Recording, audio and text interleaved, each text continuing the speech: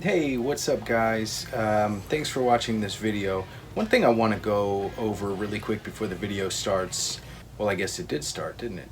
So in this video we're comparing the arenas in WCW nWo Thunder for the PS1 to the real life arenas, and I noticed that there were some funky rope colors in this game that were really inaccurate, and after the video was finished, I went back and looked and realized that it seems the rope colors are completely random for some reason. They're just randomly generated. I went back and played, and sometimes the ropes were blue, sometimes they were red, sometimes they were black.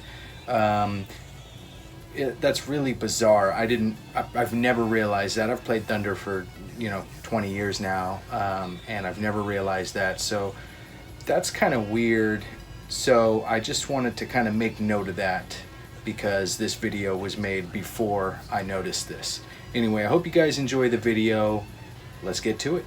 WCW nWo Thunder is a game that didn't get a whole lot of things right, but for some odd reason I find some aspects of this title fascinating, as my admiration for wrestling event stage designs go really far back. I was always impressed with what we got here in Thunder, with it being such an early 3D wrestling title and all. But again, not really a good one. But the sheer selection of arenas and their attention to detail was actually quite surprising. I mean, this was the first PS1 game to feature accurate stages, whereas Nitro just had a bunch of different variations of the Nitro set. So let's take some time to compare these in-game designs to their real-life counterparts. One thing to take note of, some of these events took place during development and possibly even afterwards, so we will be comparing some events from 97 and 98 to find the ones modeled in the game. Let's start with Bash at the Beach. As we saw recently in the latest episode of Arena Showcase, the differences in stage designs between 1997 and 1998 were pretty minimal, with the biggest difference being the dual screen setup, which is featured in the game. However, the logo for 1998 is nowhere to be found. Instead, the 96-97 logo is featured in the game. We also see the commentary team located off to the right in a straw hut. Another thing we'll see commonly in the game are these steel structures that feature the WCW Nitro logo atop, which are assets left over from the WCW Nitro video game, and I'm not sure why they use them here in this game, especially so frequently. Maybe just filler? Anyway, judging by the dual screens and the clouds on the backdrop, this one more resembles the 98 design, and for reasons we don't know, it features the outdated logo. If we look at the ring for 98, we can clearly see that it's not based on this one at all, and even though it's not spot on to 1997's, it's definitely closer just based on the yellow turnbuckle pads alone. The logos and skirts don't match, and for some reason the posts are purple. Oh, and we'll see that commonly here, oddly colored posts and turnbuckle pads. But yeah, that's Bash at the Beach. The ring is a little bit funky, but the stage is actually pretty damn close. This one took place later in the year, so we can almost guarantee it's going to be based on 1997's design. We'll look at 98 first just to rule it out. So these ones are close, but we'll see the differences shortly. 98 features the center screen with the event banners on both sides, and so does 97, but here we see some defining features. These shorter lighting structures next to the event banners can be seen in the game, and these 4 red lights on the sides of the video screen are also in the game, which is a very specific detail. For some reason the screen is elevated in the game, but that's another thing we'll see frequently here. For some reason they'd like to leave a clear curtain area, maybe for Battle Royal entrances? I don't know. We see the commentary team off to the left and more Nitro logos for some reason, and not much to the right. The ring is close to both 97 and 98, with 1997 featuring a blue ring and 1998 a gray one. Both have yellow turnbuckle pads and black ropes, but in the game they're blue for some odd reason. It's hard to tell which one it's actually modeled after, but one thing is for sure, the logo is from 1998, featuring the addition of the nWo logo. It's weird that they have the 97 stage and the 98 logo here, but for Bash at the Beach they had the 98 stage with the 97 logo. Great American Bash 1997 and 1998 are pretty close, but based on the logo and the red carpet, we can confirm that this one is based on 98. So we see the flags hanging for the backdrop, but the screen situation is a little off. Again, we see this modified to allow an opening in the entry area, with the screen seemingly split into two instead of being one solid screen. In addition, the side screens are not present here, instead we see a few American flags. Over to the left we see some Nitro assets again, and to the right we see the commentary team. This ring is something else. We see purple posts, red turnbuckle pads, and are those skirts lavender? Honestly, it wouldn't be far off if they would have had accurate colors here. Even the logos are correct, minus some color alterations. This one is all 1997. It's clear right off the bat. And you know what? We might have our most accurate depiction yet. Looking at the stage, we see the face cutout, the WCW logo above that, the dual video screen setup, headstones, the starry backdrop, and the event title across the floor. The Slim Jim logo isn't present here, which is understandable, and they added a second jack-o'-lantern in its absence. This looks pretty cool in my opinion. To the right, we see commentary, and to the left, a giant moon, which is a custom creation here. Hey, even the ring is pretty accurate. Well, never mind, I spoke too soon. Red ropes in-game, black at the actual event. I have no idea why they did this because they were so close. And the Slim Jim logos in the corners are WCW logos in the game. Still, they tried to duplicate the post pads that were featured at the actual event, so gotta give them a little credit for that. Man, this one is tough. I mean, how do you create an outdoor event like this in a video game? Mayhem didn't even try, they just shoved it all into an arena, but they did try here, and it's not too bad. This one is based on 98's event, though shrunken down quite a bit for the game. The stage setup features the same basic layout with some 2D animated sprites of bikers added onto both sides. One staple of Road Wild was the yellow lane lines down the ramp, but we don't actually see that here for some reason, which is a shame. We also don't see any commentary booth, but what we do see here is the lush rolling hills of Sturgis in the night sky. The ring is close. The logo is the same one used, though smaller and positioned differently, and the mat and skirts are close.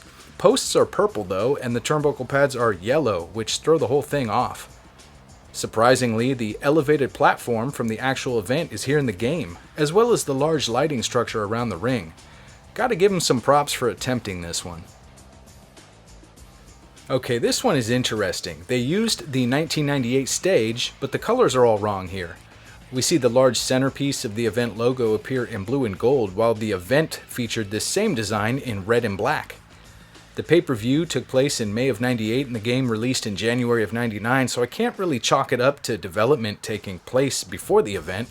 I mean, they would have had the event as reference by this time. So, I don't know, it's just kind of weird. Another question mark for me is the fact that this stage features an object across the middle of the entry area, whereas other stages in the game have specifically been altered to allow an opening here. Why was this one an exception? We also get some additions like a lighting structure surrounding the backdrop and video screens on both sides of the set. The commentary booth is located to the left on this one. I'm surprised to see they got most of the colors correct here for the ring. The skirts and mat are actually gray and not some lavender or completely random bizarre color.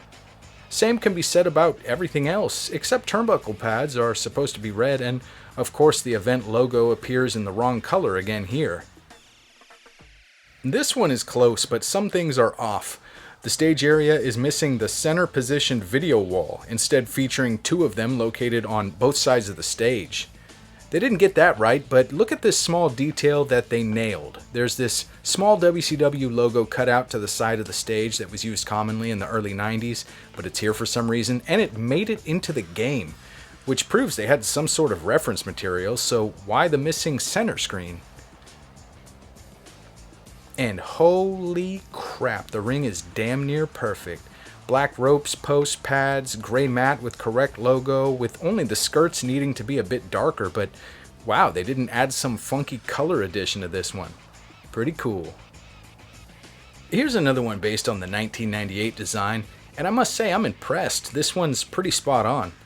The game added the event logos to the sides of the backdrop for some reason, and oddly enough, they're that of the previous year, which is odd considering the current logo appears on the front of the barn as it does in the actual event. Not sure why they mixed logos. But the screens are accurate, the props are all there like this stagecoach, and they even added the little puff of smoke in the doorway. That's awesome. To the left, we see the commentary team. The ring, well, yeah, it's not great. It features the old logo design, but looking back at 97, it's not even the right color. The base of the ring itself is close, and the turnbuckle pads are kinda yellow. I mean, they're almost orange. But the ropes are blue and the posts are dark purple. I'm interested to know why they did this. Since the game dropped in January of 99 and Starrcade is a December pay-per-view, we know right off the bat that this is going to be based on the 97 design. Having said that, they did manage to include the 98 logo, meaning they most likely had access to upcoming designs, but to what extent, I'm not sure. All the columns are here and the double-stacked screen setup is accurate as well. The backdrop isn't quite right, but it still looks pretty cool.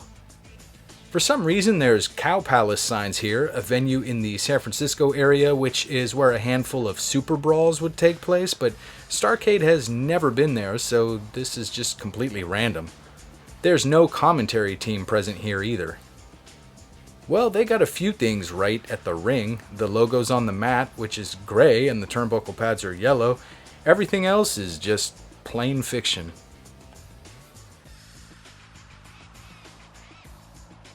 This one's tough to duplicate due to the strange positioning of everything, so it's going to be hard to compare. The few things that they were able to get right include the red flooring, the point of entry, for the most part, despite the color variations in the logo, and the triangular lighting structure hanging above the center of the set. I think it's cool that they got the yellow lights coming off of it, just like the actual set. The long side screens were replaced by one more traditional square screen on the left. The commentary team here appears on the left of the stage. The ring is really close. Again, the skirts are just slightly off in color, but they actually included the mixed red and yellow turnbuckle pads, which I was pleasantly surprised to see. The logo doesn't feature the same red to yellow gradient color change that the actual event sees, but all in all, it's pretty accurate. This might be the shortest lived weekly wrestling show set ever used. I mean, I think it ran for a month before they changed it. I can't remember. But it made it into the game, and it's pretty accurate. The rock wall even features the engraved Thunder logo on the right side, though I would have loved to see the smoke effects in the entryway. They also added screens on the side of the stage for the game, but didn't include a commentary booth. They did kind of mess up on the ring. They got the rock pattern on the skirts, though slightly off color, and everything else is just pretty much wrong. Here's another one that's hard to translate to a video game, and other than this game, to this day, it's only appeared in one other game, WCW Mayhem. It's pretty close given the limitations of angles, the stage having to be centered. I mean, they tried. They even included the recessed lighting on the ramp, which is cool, and you can faintly see the ductwork in the background. We see Nitro assets again recycled on both sides here, but no commentary booth. The biggest miss here is, well, you guessed it, the ring. Though Thunder's ring changed throughout its years, I picked an episode from early to mid-98 for reference, seeing as that's probably what the developers would have referenced, and what we see is gray and black, and that's it. But the game designers must have thought it really needed a pop of color because we saw all sorts of color. We got purple skirts, blue Thunder logo, red ropes, dark purple posts. Like, seriously, what is going on here? Uncensored 98 would be the model we see in the game, featuring a pretty accurate rendition. Though we see that center screen raised up again for some reason, exposing that black curtain. Other than that, I don't think they could have done much better. We see the commentary booth over to the right, and that pretty much makes up the stage for this one. In the ring, we see another one of these custom creations with all sorts of mixed colors. The skirts are close, I guess, and the logo is correct, so hey, props for that. While the sets for World War III in 97 and 98 are pretty similar, it's safe to say the design here is based on 1997, especially given how late in the year that event took place. Just like Sold Out, this one is missing the center positioned video wall, but smaller screens to the left and right are present. Also like Sold Out, they added larger screens to the far sides of the set. The backdrop is pretty accurate and everything looks good overall. In the ring, we see the logo that would be used for 98, but the rest of the ring is closer to 97's, though the turnbuckle pads are orange instead of yellow. But hey, we're getting used to these custom modifications, aren't we? So again, as we've seen, these aren't perfect, but some of them look pretty good. I mean, consider this. WCW Nitro was the first game to feature accurate stage designs, and WCW nWo Revenge was the second, so it hadn't been done much up to this point, and definitely not at this level. I think these look pretty cool, and is one of the cool features of a pretty bad playing game. What do you guys think? Next time we're going to visit WCW Mayhem, which took a different approach. A lot of the stages in that game are actually completely original designs exclusive to the game. Anyway, drop me a comment, let's chat about these designs, and until next time, I thank you for watching.